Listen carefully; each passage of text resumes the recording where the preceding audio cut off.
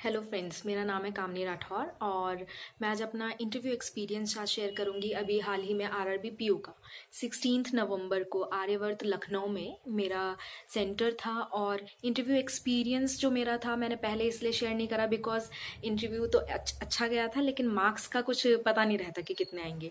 तो अब marks clear हो गए, तो 100 में से 84 मार्क्स मिले हैं मुझे। आज हम डिस्कस करेंगे कि मेरा इंटरव्यू कैसा रहा। तो देखो, डरने की कोई ज़रूरत नहीं होती कि जो हमारा पैनल होता है एक तो वो बहुत ज़्यादा ही फ्रेंडली होता है। ठीक है, तो मेरा ऐसा रहा कि मेरी दिन की शिफ्ट में था इंटरव्यू। तो पहले उन्होंने डॉक्यूमेंट फॉर्म जो फिल करवाते हैं वो फिल करवाया, उसके बाद 1 बाय 1 जाते हैं। तो मेरे से पहले अप्रॉक्स 10 to 12 स्टूडेंट्स थे। देन जब तक मेरा नंबर आया, तो जब मैं बाहर बैठी थी उस टाइम तो थोड़ा सा नर्वसनेस सबको ही होती है। तो थोड़ा सा उस टाइम पे थोड़ा फ्रेंडली हो गया बिहेवियर, बिकॉज पैनल मेंबर ने बोला कि आपने बच्चों को अभी तक कुछ रिफ्रेशमेंट नहीं दिया है, आपने टॉफ़ीज़ नहीं दी, उनको बिस्किट्स नहीं दिए। तो जब मैं गई, जैसे नॉर्मल आपको सिखाया जाता है सबको, हमको मतलब मैंने भी जैसे देखा सीखा कि मैं आए काम इन बोला। और सामने पैनल मेंबर्स थे, इधर लेफ्ट में फर्स्ट पे फीमेल थी, फिर मेल 1, मेल 2, मेल 3, मेल 4, ऐसे 5 पैनल मेंबर्स थे और ज़्यादा डिस्टेंस था नहीं। तो तब जैसे ही मैं आए कमेंट बोला तो सब भी एक साथ ही मुझसे बोल रहे थे कि आपने बिस्कुट खाए हैं क्या, आपने टॉफ़ीज़ वगैरह ली हैं क्या। तो थोड़ा सा वो कन्वर्सेशन अलग ही उसमें चली गई। तो आई एम थोड़ा सा स्माइलिंग वाला चला गया था। उसके बाद फिर फर्स्ट सबसे पहले मैम बार बार बोल रही थी कि आप अपने बारे में बताओ, कुछ अपने बारे में। बट जो बीच में जो हेड होते हैं वो मेरे से कंटिन्यूअसली बात कर रहे थे, तो मैं उनकी बात को बीच में काट के नहीं उनको बोल सकती थी। तो सब ही बात कर रहे थे, तो 1 बाय 1 मैं सबके आंसर कर रही थी। तो जैसे ही सर का मेरे से नॉर्मल वाला डिस्कशन खत्म हुआ, तो तब मैंने मैम को बोला कि ठीक है, मैं अब अपने बारे में बताती हूँ। तो फर्स्ट मैंने अपना इंट्रो दिया। अब वो मैंने अच्छे से प्रिपेयर करा था। फर्स्ट अपना नेम बताया, फिर मैं कहाँ से बिलोंग करती हूँ, फिर मेरा 10th 12th कौन से बोर्ड से है, फिर मैंने ग्रेजुएशन कौन से ईयर में किया। ग्रेजुएशन के साथ साथ मैंने कंप्यूटर कोर्सेज किए थे, तो वो भी मैंने बता दिया।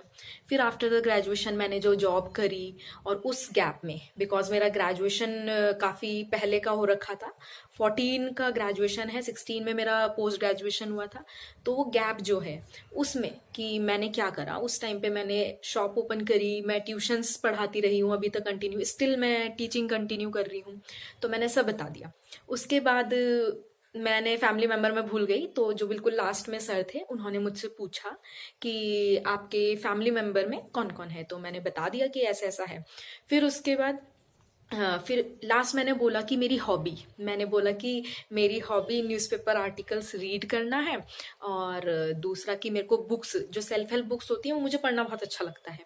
तो बस वहीं से उनको पॉइंट मिल गया, वो तो मैं चाहती ही थी कि ये पूछे, तभी मैंने अपनी हॉबी मेंशन करी। तो उन्होंने पूछा कि आपने बोला न्यूज़पेपर रीड करती हो, कौन से आर्टिकल, किस टाइप के आर्टिकल। तो मैंने बोला मैम मैं दैनिक जागरण न्यूज़पेपर रीड करती हूँ और उसके मैं स्पिरिचुअल आर्टिकल पढ़ती हूँ। तो मैम ने पूछा कौन से पेज पे आता है, मैंने बोला मैम ऊर्जा है जो वो रोज बीच में आता है एक पेज, वो बता दिया जिसपे एडिटोरियल आता है।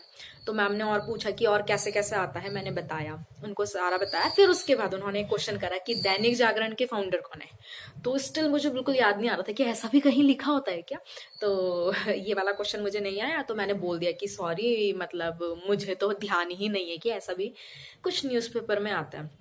फिर उसके बाद सर ने बोला कि अच्छा आपने बोला है कि रीडिंग बुक्स आपने बोला, मैंने बोला यस सर, कि रीडिंग बुक तो सब बोलते हैं, तो आप तो ये सुनी सुनाई बातें बोल रही हो। मैंने कहा, नहीं नहीं सर ऐसा नहीं है, मैं सच में बुक पढ़ती हूँ, मुझे बुक्स पढ़ना अच्छा लगता है।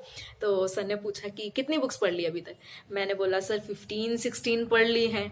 तो फिर उसके बाद सर बोलते हैं अच्छा ठीक है, कुछ के नाम बताओ। तो मैंने कुछ जो मैंने बोला कि सर अभी रिसेंटली जो मैं पढ़ रही हूँ वो है 7 habits of highly effective people. दूसरे सर ने तुरंत पूछा कि ऑथर कौन है। मैंने तुरंत नाम बताया, स्टेफन कॉवे हैं। फिर उसके बाद मैंने बोला सर लास्ट ईयर मैंने डीप वर्क पढ़ी थी। और सर ने फिर पूछा कि डीप वर्क के ऑथर कौन है, मैंने बोला कार्ल न्यूपोर्ट है। फिर उसके बाद मैंने बोला लेकिन सर 2 बुकों का मेरे पे काफ़ी इफेक्ट पड़ा स्टार्टिंग में जो मैंने पढ़ी, जिनसे मुझे काफ़ी ज़्यादा क्यूरियोसिटी और बढ़ गई। तो सर ने बोला वो कौन सी है, मैंने बोला सर एक एल्केमिस्ट है और एक हाउ टू इन्फ्लुएंस पीपल वाली है। तो सर ने बोला अच्छा ये तो सभी नाम याद करके आते हैं। तो फिर मैम ने पूछा कि इसका ऑथर कौन है। तो मैंने बोला कि डेल कार्नेगी है, तो मैम ने बोला यस यस, मतलब मैम ने मेरे साथ साथ ही आंसर बोला कि हाँ हाँ हाँ। तो फिर उसके बाद कि एल्केमिस्ट का ऑथर कौन है, तो मैंने उसके ऑथर भी बता दिए कि पॉलो कोएल्हो। तो फिर उसके बाद जब ऑथर हो गए, फिर मैम ने बोला कि आपने बोला कि आपने पढ़ी है how to influence people book. मैंने बोला यस मैम। तो कि जो यहाँ पे एक सर थे, थर्ड नंबर पे मेल जो थे, सर को मेंशन किया कि जो ये वाले सर हैं आपको ना इनको इन्फ्लुएंस करना है, आप कैसे करोगे। मैंने बोला ठीक है। तो मैंने बोला मैं अकॉर्डिंग टू द बुक बताती हूँ कि मैंने जो बुक में मेरे को जैसे पता चला। तो मैंने बोला फर्स्ट तो स्माइल। तो मैम ने बोला हाँ हाँ वो तो आपको दिख ही रहा है, आप जब से एंट्री करिए आप स्माइल ही कर रहे हो। मैंने बोला यस मैम। तो फिर उसके बाद मैंने बोला सेकंड पॉइंट है हमारा लिसनिंग, कि हमें सामने वाले की बात सुननी चाहिए। तो मैंने तुरंत वहां पे इसको कोरिलेट किया बैंक से। मैंने बोला जैसे मैम बैंक में होता है कि हमें अपने कंज्यूमर्स की, कस्टमर्स की बातों को ध्यान से सुनना चाहिए। और मैम ने बोला हाँ हाँ कि सही बोल रहे हो, सही बोल रहे हो। मैंने बोला हाँ एक लिसनिंग है और हमें सामने वाले की बातों में इंटरेस्ट लेना चाहिए। तो फिर उसके बाद उन्होंने यहाँ से तुरंत पॉइंट पकड़ा कि लिसनिंग। फिर मैम नहीं बोला, मैम ने बोला कि जो ये आपने लिसनिंग टूल का इस्तेमाल किया है आप इसे एक्सप्लेन करो। मैंने बोला ठीक है। तो फिर मैंने बोला लिसनिंग जो टूल होता है हमारा, इसका मतलब ही होता है कि हमें सामने वाले की बातों को अच्छे से सुनना है। जब तक हम सामने वाले की सुनेंगे नहीं तब तक हम उसकी प्रॉब्लम सॉल्व कैसे करेंगे। देन वहां मुझे पता नहीं कहाँ से एक कोट याद आ गया कि first understand then be understood. तो इधर वाले सर ने, लास्ट वाले ने बोला वेरी गुड, आप याद करके आ रखे हो क्या। मैं नहीं सर, वो अचानक से माइंड में आ गया कि ठीक है। फिर जो हेड थे, सर ने पूछा अच्छा बैंक में क्या क्या पढ़ के आए हो। मैंने बोला सर सब कुछ पढ़ा है, आप जो मर्जी पूछ लो। कि पक्का सब कुछ पढ़ा है। मैंने कहा हाँ सर काफी कुछ पढ़ा है, आप जो मर्जी, बार बार बोल रहे थे कि आपने क्या पढ़ा है बताओ, आपने क्या पढ़ा है बताओ। तो फिर मैंने बोला कि बैंकिंग का चलो कि फिर आप स्टार्टिंग से ही कर दो। तो सर ने बोला कि बैंक होता क्या है, मैंने बताया। फिर सर ने बोला बैंक के फंक्शंस क्या होते हैं। तो मैंने बताया कि बैंक डिपॉजिट का, लेंडिंग का, लोन एंड एडवांसेस जो होते हैं हमारे, और बैंकिंग सर्विसेज भी प्रोवाइड करता है। और जो गवर्नमेंट स्कीम होती है हमारी, उनको, जो गवर्नमेंट स्कीम्स होती हैं उनको कंज्यूमर से कनेक्ट करता है। तो फिर इधर वाले जो सर बैठे थे उन्होंने तुरंत उसको पकड़ लिया कि आपने बोला कि गवर्नमेंट स्कीम्स को कंज्यूमर तक पहुंचाता है, कस्टमर्स तक, लेकिन बैंक तो प्राइवेट हो रहे हैं, ये कैसे होगा फिर। मैंने बोला सर तभी भी बैंक करेंगे। कि नहीं, जब सारे बैंक अगर प्राइवेट कर दिए जाएं तो फिर कैसे होगा। मैंने बोला सर पहले तो सारे बैंक प्राइवेट होंगे नहीं। अच्छा, फिर सर ने बोला, मेंशन किया कि आपको प्राइवेटाइजेशन के बारे में पता है। मैंने बोला हाँ सर थोड़ा बहुत पता है, मेरे को डीपली नहीं पता। फिर सर ने बोला कि ठीक है, अभी जो हमारा बजट आया था उसमें मेंशन किया गया कि 2 बैंकों को प्राइवेट किया जा रहा है, आप उसके बारे में मतलब आप किस साइड हो, ये मतलब सही है कि गलत है। तो मतलब वो चाह रहे थे कि मैं एक सेलेक्ट करूं कि मैं पॉजिटिव साइड हूं या नेगेटिव साइड हूं, बट मैं न्यूट्रल थी कि बीच में रह के कि सर उसके कुछ एडवांटेज भी हैं, कुछ डिसएडवांटेज भी हैं, सब चीजें बताई कि अच्छा। फिर मतलब कि जो गवर्नमेंट चल रहा है, मैंने बोला, फिर वहां मैंने हर जगह पे बैंक से रिलेट करके पॉइंट लेके आई कि सर एक बार हमारे जब 1969 में नेशनलाइजेशन हुआ था, वो इसलिए हुआ था क्योंकि बैंक उस टाइम सब प्राइवेट थे और तब ठीक से काम नहीं कर रहे थे। तो उस टाइम पे गवर्नमेंट को उसे नेशनलाइज करने की जरूरत पड़ी क्योंकि उस टाइम पे बैंक की नीड थी। और अब जो हमारे बैंक हैं कुछ सही से काम नहीं कर पा रहे, तो उनको प्राइवेट करने की जरूरत है। तो सर ने बोला नहीं नहीं आप बताओ कि आपके अकॉर्डिंग ये सही है कि गलत है। तो मैंने बोला सर मैं दोनों में से मैं किसी में नहीं जाऊंगी, मैं तो मतलब ठीक है कि कुछ चीजें अच्छी भी हैं, कुछ चीजें बुरी भी हैं। फिर भी सर ने मुझे फोर्स किया, बट वो काफी लॉन्ग डिस्कशन हो गया। तो मैंने बोला ठीक है सर, जब मतलब जो हमारे अभी प्राइम मिनिस्टर हैं तो उन्होंने अगर बजट वगैरह में जो भी हमारा मेंशन हुआ है कि इन बैंक को प्राइवेट किया जाए, तो जाहिर सी बात है कि कुछ प्रॉब्लम तो है ही, तभी तो उनको प्राइवेट करा जा रहा है। तो मैं मतलब एग्री हूँ कि जरूरत है तो ठीक है, क्योंकि मैं अभी प्रेजेंट गवर्नमेंट के अपोजिट में नहीं जा सकती थी। तो एग्री कर दिया मैंने। फिर उसके बाद फिर सर ने बोला कि ये जो लास्ट में थे, इधर लास्ट में मेल नंबर 4 लास्ट में, कि ये बैंक के एक्सपर्ट हैं, अब ये आपसे क्वेश्चन पूछेंगे, आप इनको सेटिस्फाई कर दो बैंकिंग में। तो फिर सर ने मेरे से पूछा, थोड़ा सा बैंक के बारे में ही पूछा कि मतलब आपके जो बैंक में फंक्शंस वगैरह, फिर से वही चीजें पूछी, रिटेल बैंकिंग क्या होती है पूछी। तो शुरू में मैं थोड़ा सा स्किप कर रही थी कि रिटेल बैंकिंग, फिर मैंने हाँ हाँ वही जो मतलब नॉर्मल हमारे बैंक हम जाते हैं वही रिटेल बैंकिंग होती है, कस्टमर से कनेक्ट करना। फिर उसके बाद जब ये सारे पॉइंट्स हो गए, फिर बीच में जो सर थे जिनको मैं स्टार्टिंग में इन्फ्लुएंस कर रही थी, फिर वाले सर ने पूछा कि आपने यूपी क्यों भरा। एक्चुअली मैं उत्तराखंड से बिलोंग करती हूँ और मैंने उत्तर प्रदेश से फॉर्म डाला था। तो मैंने बोला सर एक्चुअली मेरा तो जो मेनली कल्चर है वो मेरा यूपी से रिलेट करता है, मतलब मैं उत्तराखंड में अगर मुझे हिली एरियाज वगैरह मिलेंगे तो मैं सर्वाइव नहीं कर सकती, मैं प्लेन एरिया में सर्वाइव कर पाऊंगी। कि अच्छा ठीक है, तो लेकिन अगर आपकी पोस्टिंग तो यहाँ हो जाएगी, फिर आप अपने फैमिली मेंबर के साथ कैसे मैनेज कर पाओगे। तो मैंने बोला सर मेरी फैमिली इतनी बड़ी है ही नहीं, तो मैं नॉर्मली मैनेज कर लूँगी। तो फिर सर ने बोला कहाँ रहते हो, मैंने बोला सर देहरादून में रहती हूँ। तो सर ने बोला कि आप तो सिटी में रहते हो, रूरल एरिया में कैसे सरवाइव करोगे। तो मैंने उसका आंसर दिया कि सर मैं कम्युनिकेशन में अच्छी हूँ, मुझे रूरल एरिया पसंद है, मतलब मुझे लोगों की थोड़ा सोशली हेल्प करनी है, मतलब और जगह भी मैं कर सकती। तो सर ने बोला वो तो और बैंकों में भी जाके हो सकता है। तो मैंने वहाँ क्लियर मेंशन कर दिया कि सर मैंने एसबीआई नहीं भरा है, आईबीपीएस भी नहीं भरा है, मैंने दोनों पीओ नहीं भरे हैं। कि अच्छा ठीक है। फिर उसके बाद मैम से पे ट्रांसफर किया उन्होंने कि मैम अब आप पूछो। तो फिर मैम ने पूछा कि करंट में कुछ पता है, मैंने बोला हाँ मैम थोड़ा सा पढ़ा तो था सुबह न्यूज़पेपर।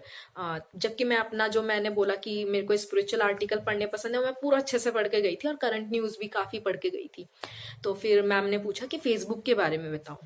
मैंने बताया फेसबुक क्या होता है, फिर कि उसकी पेरेंट कंपनी कौन सी है, मैंने बताया मेटा है। फिर उसके बाद उसके फाउंडर कौन है, मैंने बताया मार्क जकरबर्ग हैं। फिर मैम ने बोला कुछ करंट में बताओ, मुझे याद ही नहीं आ रहा था कि करंट में ऐसा क्या है, क्योंकि मैंने पढ़ा ही नहीं था उससे रिलेटेड कुछ। फिर मैम ने बोला कि नहीं 1-2 हफ्ते पहले क्या हुआ था। तो मैंने बोला कि जो फेसबुक है उनके अकाउंट्स ना वो हो गए थे, उनका डाटा जो इन्फॉर्मेशन थी वो लीक हो गई थी। मैम ने बोला नहीं नहीं नहीं रहने दो आपको नहीं पता। तो मैंने बहुत दिमाग पे जोर डाला कि क्या था। तो फिर मैंने बोल दिया सॉरी मैम कुछ ऐसा करंट में था तो मुझे नहीं पता। बट जब मैं बाहर आई थी तो मैंने बच्चों से पूछा तो उन्होंने बताया कि कोई हेड जो हमारे इंडिया की हेड थी, कोई संध्या देवनाथन शायद वो बनी थी, तो उन्हीं से रिलेटेड आई थिंक पूछना चाह रही होगी मैम। फिर उसके बाद ये हो गया, फिर एक यूपी वाला हो गया क्वेश्चन। फिर उसके बाद कि आप यूपी में मैनेज कैसे करोगे, हो गया। फिर उसके बाद सर ने पूछा कि आप बोल रही हो कि आप यूपी के बारे में जानती हो, कुछ जगह बताओ जो आपकी यूपी में जानने वाली हो, आप कहीं गई हो। तो मैंने बहुत सारी जगहें बता दी, मतलब जहाँ जहाँ मेरे रिलेटिव्स हैं, गाजियाबाद, बरेली, मतलब कम से कम 10 to 12 प्लेसेस बता दिए मैंने। फिर उसके बाद फैमिली के साथ आप जॉब कैसे मैनेज करोगे। तो मैंने बोला सर मेरी फैमिली वही इतना बड़ी है नहीं, तो मैं मैनेज कर लूंगी। ये क्वेश्चन मेरे से 4-5 बार पूछा गया था कि आप उत्तराखंड से हो, यूपी वाई। फिर उसके बाद पूछा कि आपके उत्तराखंड स्टेट में जो आरआरबी है वो कौन सा है, तो मैंने बता दिया उत्तराखंड ग्रामीण बैंक है। फिर पूछा स्पॉन्सर बैंक कौन सा है, तो मैंने बता दिया स्टेट बैंक ऑफ इंडिया है। फिर उसके बाद नॉर्मल रहा, सब रुक गए क्वेश्चन पूछना, तो मेरे को समझ नहीं आया कि क्या हुआ।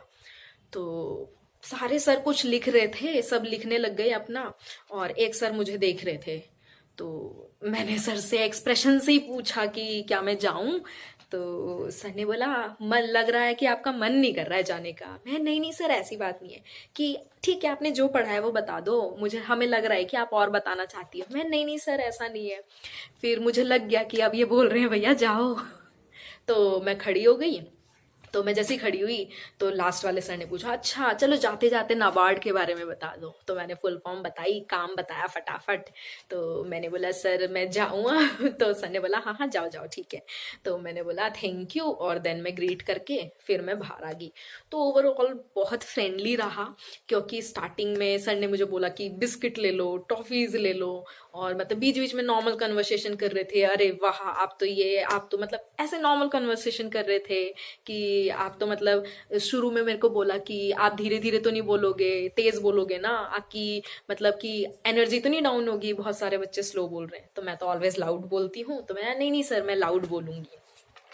तो ओवरऑल बहुत फ्रेंडली रहता है। ठीक है, तो ऐसा मैं और देखती हूँ। मुझे मेनली इतना ही पूछा गया था, ठीक है। तो ये मेरा ओवरऑल एक्सपीरियंस था। फिर उसके बाद अब मेरे जब मार्क्स वार्क्स आ गए, 1 जनवरी को रिजल्ट आ गया, तो इंटरव्यू में तो मेरे 100 में से 84 आए हैं। और लेकिन जो मेंस में थे उसमें मेरे थोड़ा ज़्यादा मार्जिन, बहुत कम मार्जिन था, तो उसकी वजह से मैं रिजर्व में हूँ। देखते हैं आगे क्या होता है। तो थैंक यू। अगर आपको ये मेरा इंटरव्यू एक्सपीरियंस अच्छा लगा तो इसे शेयर करना। फिर मैं सोच रही हूँ कि नेक्स्ट वीडियो में बताऊँ कि मैंने कैसे इंटरव्यू की तैयारी करी। Thank you.